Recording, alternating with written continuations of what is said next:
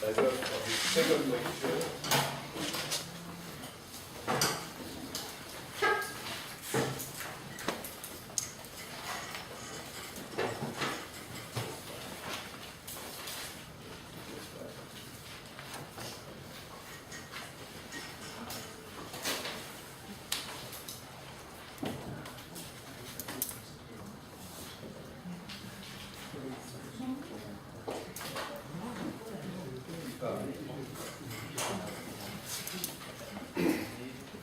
I would like to thank the organizers again for inviting me because it's a fantastic place, and I would like to thank you all for coming to this talk instead of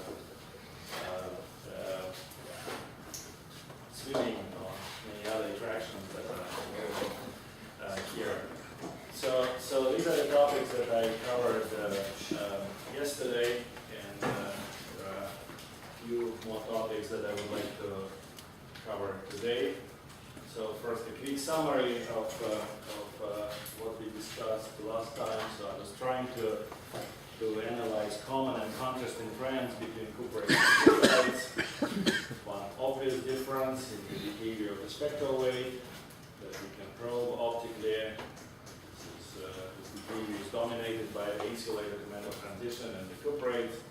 Growth of this low energy spectral wave, only very mild growth in the nuclides that is really related, we believe, to the formation of the coherent incline response of these systems. Both cuprates and nuclides reveal the pseudo gap that we can probe in charge dynamics along the conducting iron arsenide planes. This pseudo gap, both in cuprates and the nuclides, is distinct from superconducting gap. This result probably has something to tell us about the pseudo gap story both in cuprates and nuclides. So these results seem to be really disproving the hypothesis of the precursor to superconductivity hypothesis that was popular some time ago, maybe still popular. The distinct nature, distinct magnitude of these two gaps is certainly arguing against this interpretation. The magnitude of the pseudo gap in the nuclides is reminiscent of the magnitude of the FDW state gap in the parent compound. I brought up this anomaly with the interlayer transfer that so far has not shown any signs of superconductivity, sometimes measured in the same particular crystals where the in-plane response did demonstrate clear evidence for superconductivity. I think that this is highly disturbing and better be resolved sometimes. So these either these are serious materials problems that we are facing here, or these may be indications for very new exciting physics. Either way, we better know the answer. So today I will talk about the condensate formation. Then I will talk about the issue of trying to quantify the strength of correlations in these materials. This issue has came up already. The nuclides are correlated or not. I believe they are. I believe they are at least as correlated as cuprates by some criteria that I will introduce.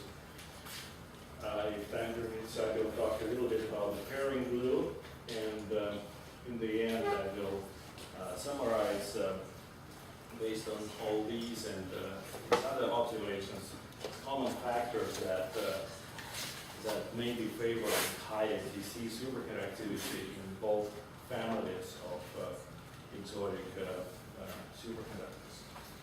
Now, this year is, of course, 2011 is, of course, a very special year for superconductivity, and that's because we are celebrating the centennial anniversary of this discovery. And so I thought I'll start with a few quick introductory sort of historical remarks.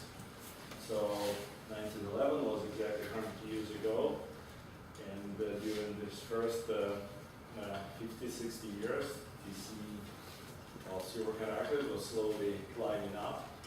Many discoveries, including discoveries of record TC materials back then, are due to Brent materials. And showing this photograph because he's also the founder of my physics department.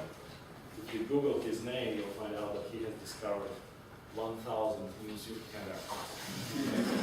That's certainly some of us are supported by a program to discover at least one superconductor. And we discussed that with JP during lunch, that it's not really an easy task, but certainly Matthias knew how to do it. So experimentalists were making, I think, very good progress, but in the theory, of course, there was a major problem. The theory understanding was not there, and that's despite the fact that giants of contemporary physics really worked on the problem, tried to solve the problem, but failed to do that. So superconductivity was obviously a difficult problem for them.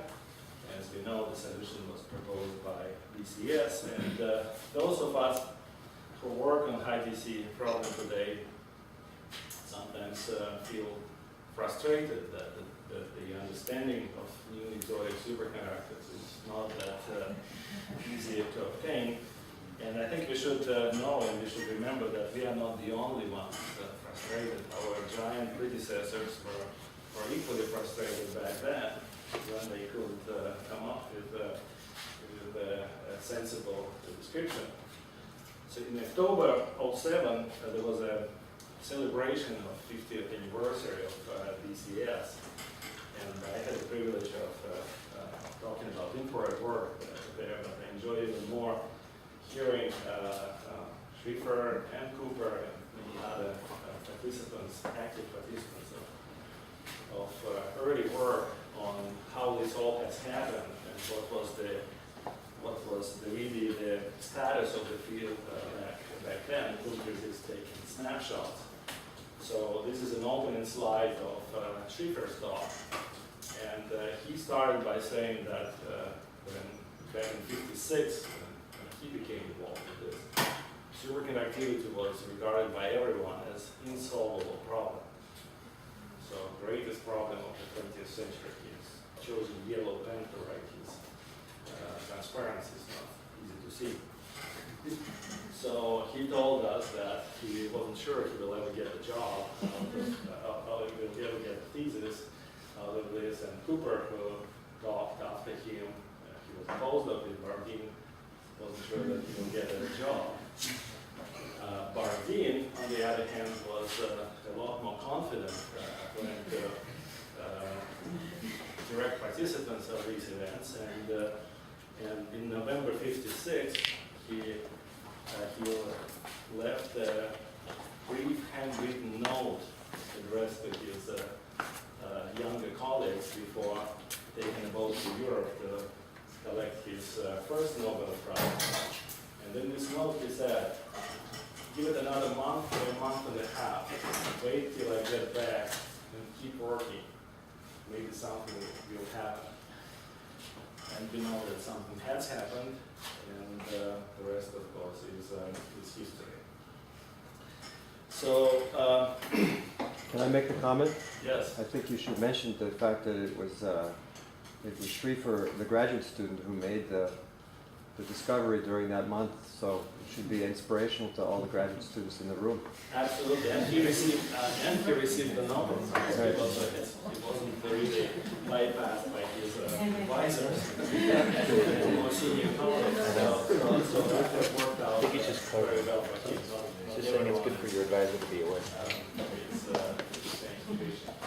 Anyway, so let me go back to infrared results, and apart from probing energy gaps that I discussed yesterday, infrared uncovers the process of the formation of the superconducting condensate.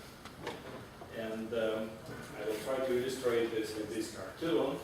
So this will be the spectrum above TC, this will be spectrum below TC in the superconducting state. conductivity drops in the superconducting state in the region below the energy gap, exactly down to 0. And this spectral wave from the intergap region is transferred to exactly 0 energy to form this superconducting delta peak. Delta peak that makes a superconductor a superconductor. And this cartoon is meant to show, this animation is meant to show the conservation of the spectral wave that is also known as the ferroglower-Tikhonov sumworld.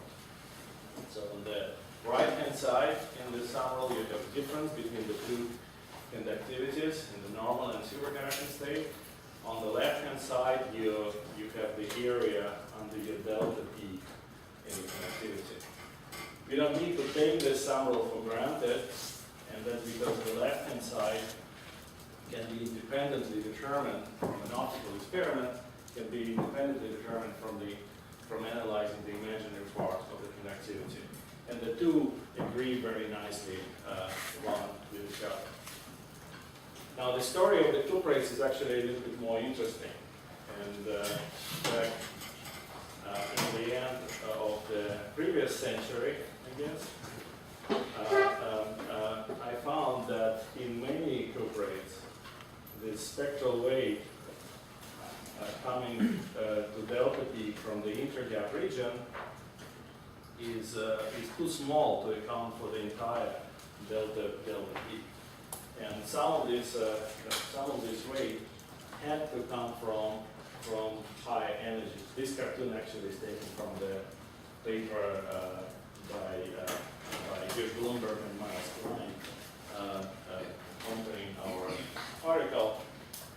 So this result is interesting, at least one interpretation of this result is interesting, is that you can interpret this additional contribution, additional high energy contribution in terms of lowering of electronic kinetic energy. And this is interesting because this is all this energetics of the transition appears to be opposite to what BCS theory predicts. And this effect has been carefully examined by many groups, and this effect is seen both in the interlayer transport, where we observed it first, and also in the in-plane conductivity of the cuprates in a large variety of materials, and joint work of many groups has uncovered the full systematics of this large energy scales. Also, it's becoming clear that these changes of kinetic energy, even if they are present, this is not really the cause of high PC superconductivity. And what convinced me is that this is really not the cause of high PC superconductivity, is that this effect can be turned off by applying very modest magnetic fields. We report that superconductivity does not even notice these fields of the order of 9 Tesla. We reported this in lanthanum 214 system. This magneto optics effect is particularly noticeable. These two works about YBCO, where basically the same physics is observed, although the consequences are a little less dramatic. There's a very interesting paper on this built on these high energy contributions and the spectral wave that's contributing to superconducting delta T by Georg Schmalian from his discussion of anti-ferromagnetically ordered superconductors. And for all these reasons, these high energy scales have been looked at very, very carefully by a number of groups in the IPC nuclide. And this work has been done in Beijing, in Paris, in Stuttgart, in Zurich, we've done it in San Diego, and so far, to the best of my knowledge, this additional high energy contribution has never been really observed. There are very interesting and subtle effects with the spectral wave transfer in the nuclides. However, there is no evidence whatsoever that this high energy contribution shows up below TC. So even though this effect appears to be a clear and very special feature of superconductivity of the cuprates, it doesn't seem to be really the cause of superconductivity in these materials, and here it's not even observed. Several other features. Once again, why it's not the case? What argument? Pardon me? Once again, what's the argument why it's not the cause of IDC? Or the rest of the case? Because I can destroy it, because I can remove this term with small magnetic fields that don't impact superconductivity at all. So superconductivity at the same DC with the same material can be observed without any involvement of this kind of scale. Several other features of superconducting condensate, on the other hand, appear to be common between the cuprates and the pnictides.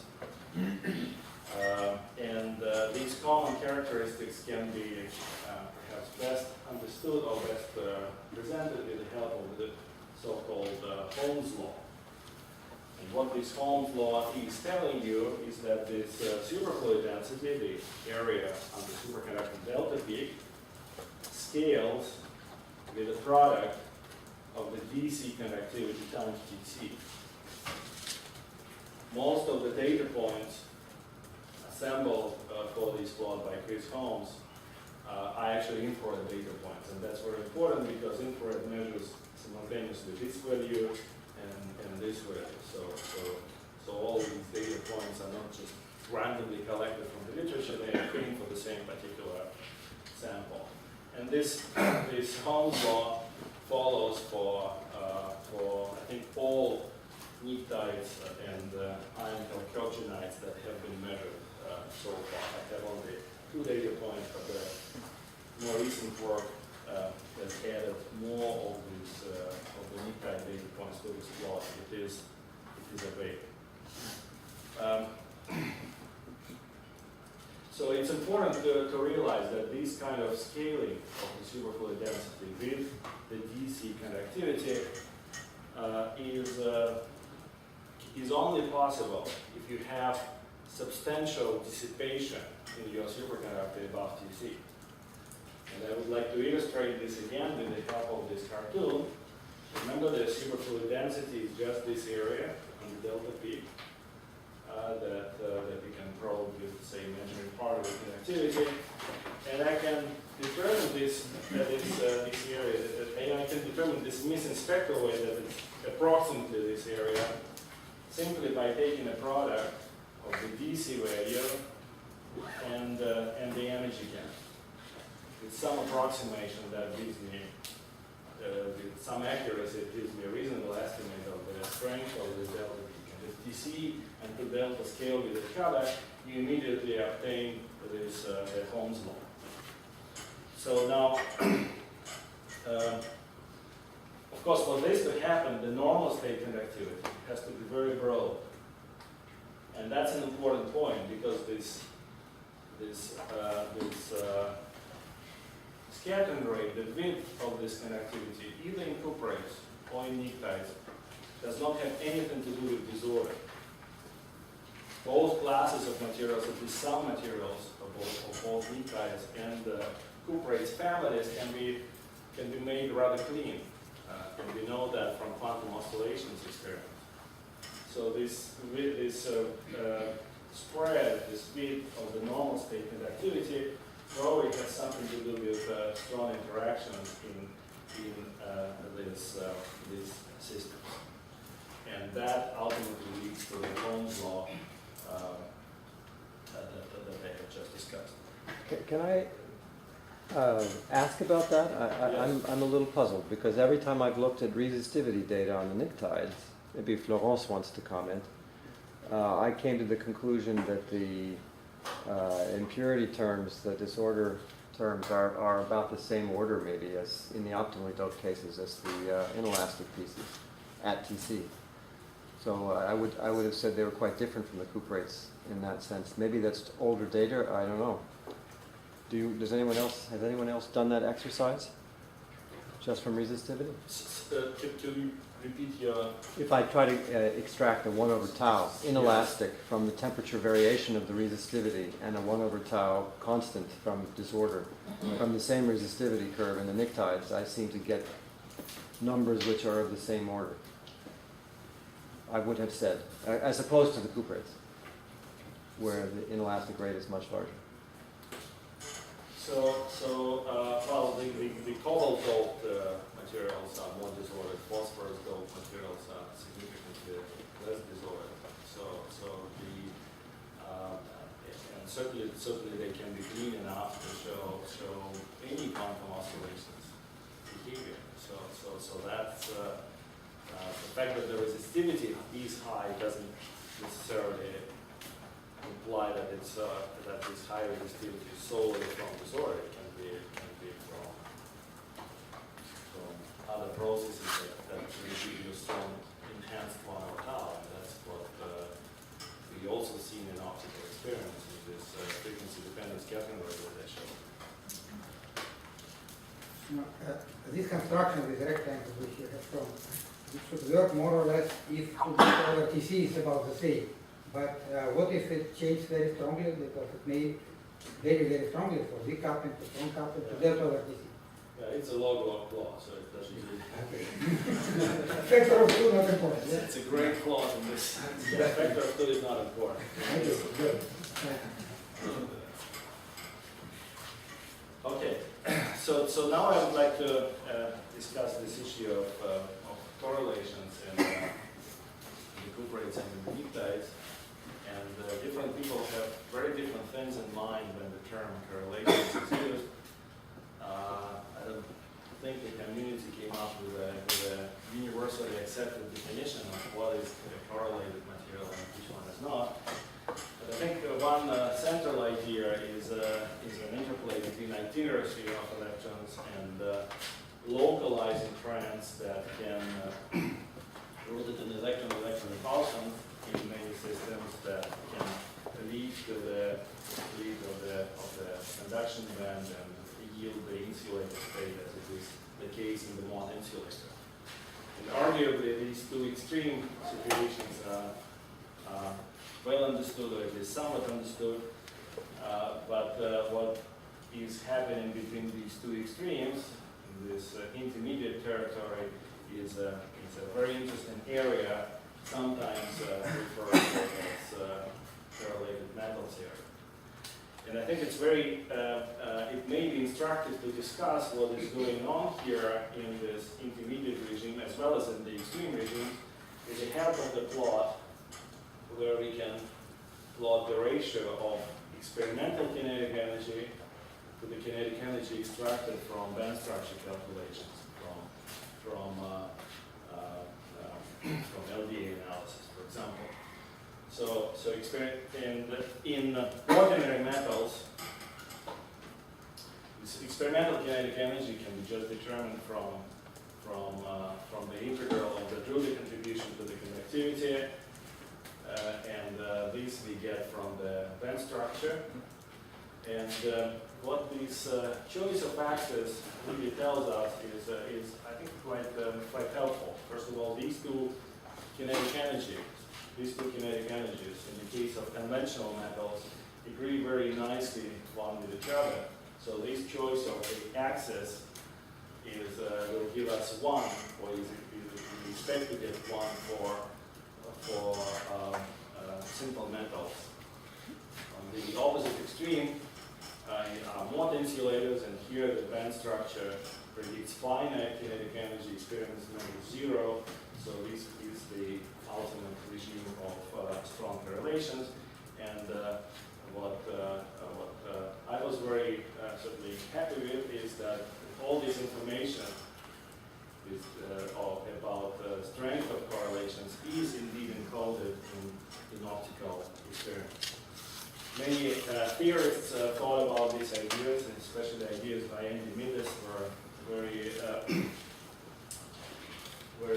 helpful and influential for us, but and we tried, our contribution to this was to come up with a rigorous mathematical form for these ideas expressed in the early literature.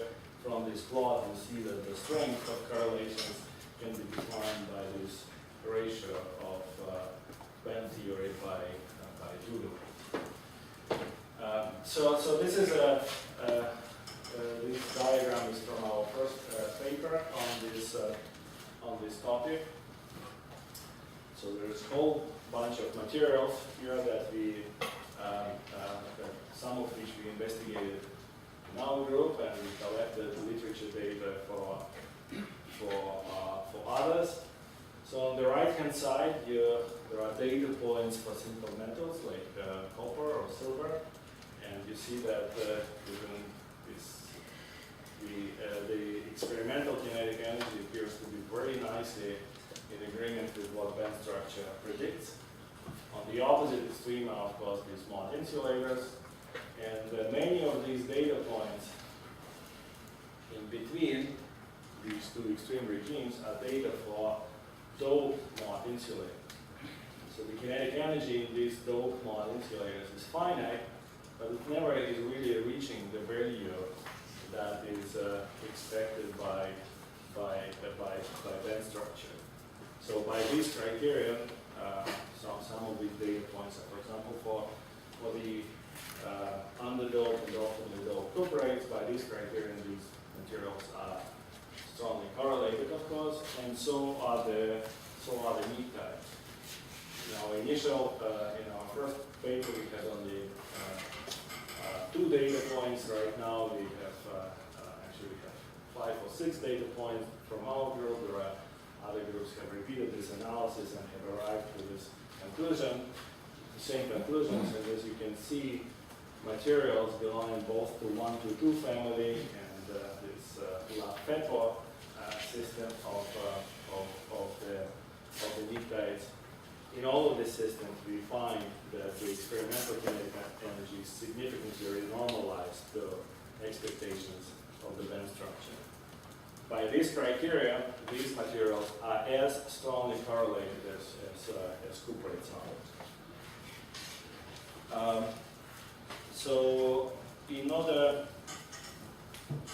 So several other data points I think are quite interesting in this plot, and I would like to tell you a little bit more about them. These 2 data points are for superconductors with pretty high critical temperature. This is MgB2 and this is C60. And yet, based on this plot, and we Adam Kaminsky discussed MgB2 this morning, C60 Hermanfeld discussed, but maybe I missed some talks early in the week. So these 2 systems are examples of superconductors with high TC, but driven by electron-Coulomb interaction. And as you see, electron-Coulomb interaction is not really renormalizing in substantial way the electronic kinetic energy. I should probably say that anything the order of 10-20% shouldn't be really taken too seriously in this plot, because there are error bars associated with determining the experimental number, and there are error bars associated with theory kinetic energy as well. So within these error bars, there are no renormalization of the electronic spectral weight in either of these 2 classes of more conventional superconductors. Excuse me. Yes. You have 3 little pentagons there for the barium motor 2. Yes. So these are different pentagons for barium 1 to 2. I'll have a table in one of my next diagrams showing. So these are data points both for cobalt dope, for potassium dope, and for parent compound. Okay. For parent compound, we actually have 2 data points. In the SW state and in the paramagnetic state, they are different. They are both strongly correlated. The 2 data points in these 2 states are distinct, and we can discuss that as well.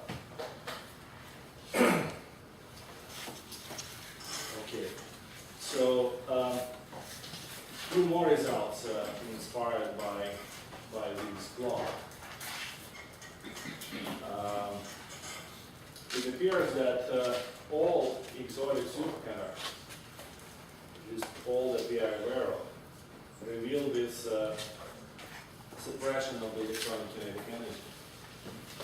This is quite, I don't know, for me this appears to be quite an amazing correlation or observation. So in these different classes include cuprates, nitrites, heavy fermions, of course, bisphenols, and some of the organic materials. In all of these systems, kinetic energy is very strongly renormalized compared to the band structure. This is surprising because if this effect is indeed a precondition for exotic superconductivity, then what we learn from this result is that changes of the electronic structure on the energy scale of 10,000 Kelvin appear to be a precondition for superconductivity that sets at temperatures of maybe 100 Kelvin or 10 Kelvin. One more implication of this analysis. It turns out that too much of correlations is not too much of correlations is not necessarily good for high TC superconductivity. The most strongly correlated materials by this criterion are, of course, heavy fermions, and they show the lowest TC. Can we understand this result? I think we can try to understand this result, and what this result is really telling you, if correlation strength is too strong, that implies that, essentially that implies that the Drude weight is significantly reduced. Why this is bad for superconductivity? Well, if the Drude weight is reduced, the superfluid density must be reduced because the Drude weight is raw material from which you can form your superconducting condensate.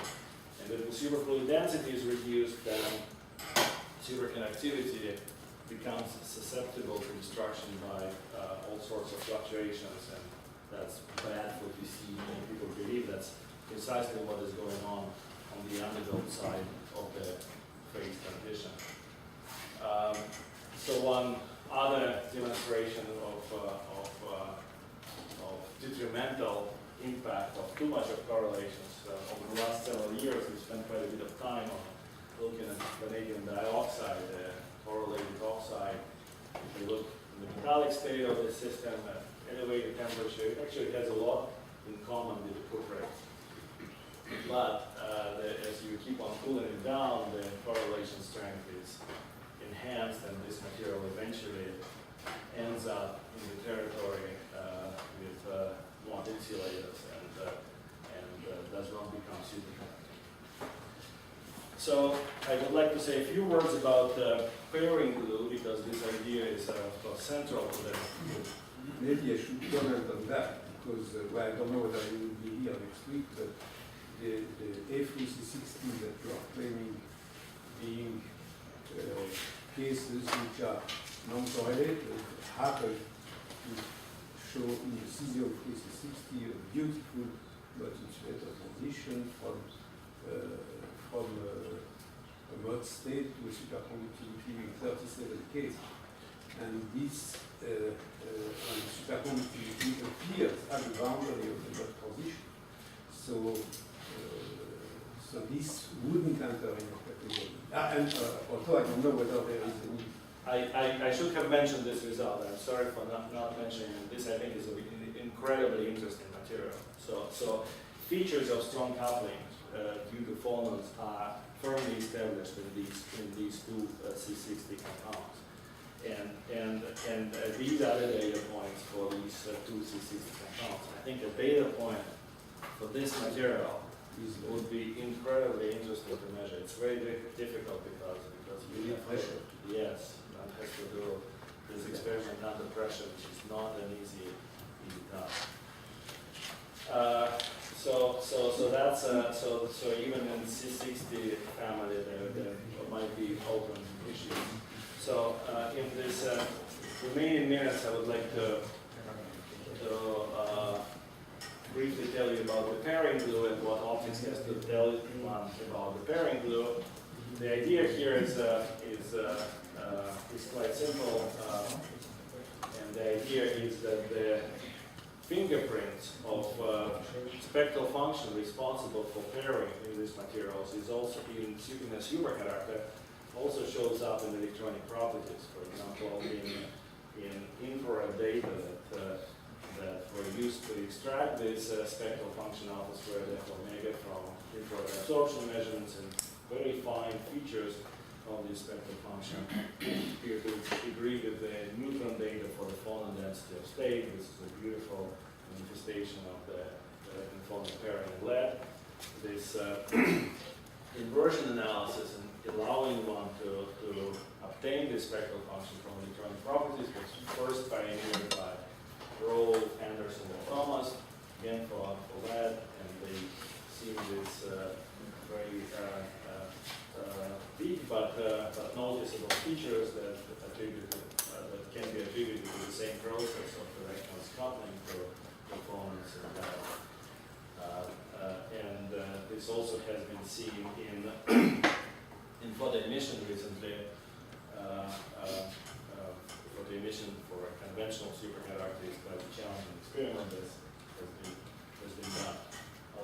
I'll skip the details, and I only will mention that this kind of analysis, when it's applied to the cuprates and pnictides, really allows one to rule out phonons as the primary source of coupling. The reason why it allows me to rule out phonons is that there are characteristic features both in the cuprates and in the pnictides extending far beyond the phonon spectrum. So let me summarize. So one common property of all exotic superconductors is the strong dissipation above Tc that leads to the Holmes plot that I discussed. You have to have a strong dissipation above Tc. That's something, and this is not produced by this, does not appear to be produced by disorder even in cuprates and pnictides. This result is, I think, very solid because it's based just on the sum of all exotic superconductors appear to be correlated electron materials. Kinetic energy in the systems is reduced compared to the band structure. Indeed, trying to use this criterion to probe the strength of electronic correlations. And by this criterion, cuprates and pnictides are actually very, very similar. In either class of materials, phonons is not the primary glue material for forming superconducting pairs. This result does depend a lot on theory, unfortunately, at least when it comes to extraction of fine details of this spectral function. But I think there is the conclusion about the energy scale is fairly solid. And finally, another common characteristic is this pseudogap that we discussed at some length yesterday. So again, this new original results of this work is contribution of graduate student in the group, Alex Shotguns and Sunjay Moon. This work would not have been possible without many groups that have provided crystals for our work.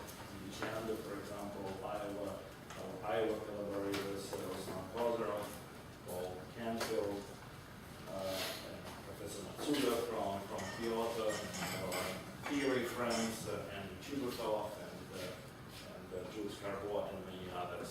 Thank you for your attention.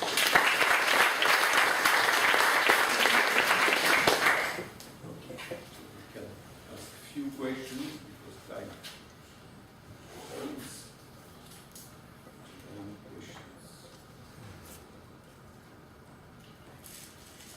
Many people are telling that the correlations are not the same in all the peptides, and even that some are weakly correlated as compared to the peptides.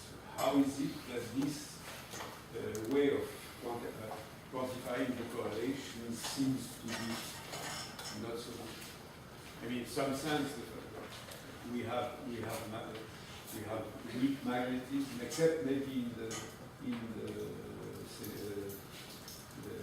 selenites, but in the peptides usually I had the impression that they agreed with the fact that these are not that correct. So I am a little bit surprised of this way of seeing it. Well, this result is really telling you that bands are renormalized compared to what you expect from the best case of metallicity given by LDA, for example. And that is so they're trying to use this as a measure of correlation, because in many other cases we have sort of defined correlations by flavor rather than by some number. So so we are clearly reporting what we are doing, and these are the outcomes of these analyses, an unbiased analysis, I would say, and analysis repeated by others after us who arrived to the same conclusion. So at least on the experimental part, it's a solid outcome. Is there a comment for the people doing art tests about that? Because they are measuring by thermic velocity somewhere, something which also is an indication of how much you are normalized. You have to normalize. So do they agree with this kind of thing? They kind of agree with these things, and they also measure normalizations of the order of a factor of 2. That's what is reported. Which are the systems that you are considering? This is phosphorus dope. This is these 1 to 2s. So These are 1 to 2. 1 to 2s and lanthanum and oxide. There is a question there. So when you initially discussed the violation of the crowd over, I think of some rule, I missed the energy scale on the upper part, and I was wondering how that, when you said that that is not related to high superconductivity because you could suppress it easily with field, Yeah. how does that relate to the statement that you made later that this correlation map on the lower left here shows that there's renormalization on a very large energy scale and that is related to superconductivity? according to this model? So numerically, this delta K term is a violation of the parabolic from Summerall is actually a tiny term, and this is a small fraction of 1% of total spectral weight that's there in the. What energy range was that? It's 10 to the -2, -3 fraction of the spectral weight in the connectivity. It's still huge when you try to calculate the condensation energy out of it. It's big, but in terms of the fraction of the spectral weight of the connectivity, it's absolutely tiny. That's why it was so hard to observe it. This effect, on the other hand, is huge. This effect is so strong that you're basically missing half of the spectral weight that LDA or any favorite choice of your band structure calculation is predicting. This is a major effect, and it's equally major in photo emission. So photo emission is also seen in lanthanum phosphide in particular. So very strongly normalized bands. What are the two energy scales? You didn't. I still didn't finish the answer to what's the energy scale of that first. It was at a particular place along your x-axis, which was wave number, and I didn't see the This was a cartoon. So the energy scales are in the cuprates of the order of 2 electron volts. Do you have a bias due to the fact that you are multi-band, and that if some bands are not so much contributing, you could then evaluate a decrease of which wouldn't be that of the electrons which condense? So this is multiband is of course an issue, and so what the K band number is obtained by taking into account these the best band structure calculations that one can perform. So as for the experimental number, so when multiple bands with different masses are contributing, usually the response is dominated by the lightest of all these masses. And what this experiment is showing is that even the lightest of these masses is strongly normalized. So I think this, I wouldn't go as far as, analyzing, 1% effects here. But this is really major renormalization that has to be considered. Questions? Yes? Do you have any points as a function of doping on the scale? So for the nuclides, for the cuprates, there are plenty of data points. So you basically start from 0 and then you move up to maybe 20. Yeah, I'm saying like, 25. the phosphorus dope bearing 122, which shows the strongest effect of doping on the known correlation properties. For the phosphorus dope 1 to 2, we have right.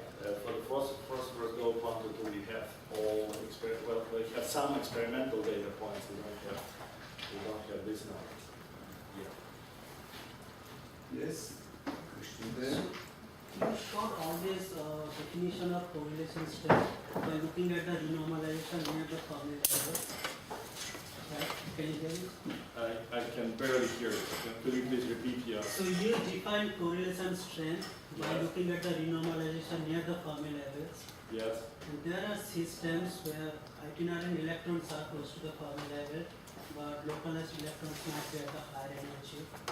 So in your analysis, the system will look like weak coupling if they are itinerant.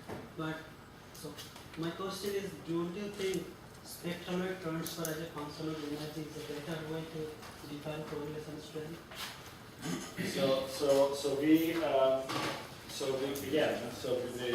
The band structure result that we use in this analysis is gives you the expectation of the contribution of itinerant electrons, and that's what we are comparing with what experiment is telling you. So I think we are comparing apples and apples in this case, and that gives a huge renormalization factor. So those are done by summing over the spectral for the whole energy range, or No, this is done by integration of the Drude contribution. only Drude? Only Drude, and so is this. So we are comparing two results for the Drude, one band structure result, one experimental result, and we find a major discrepancy between the two that is certainly known to us from Mott insulators. Okay, I think we have to thank the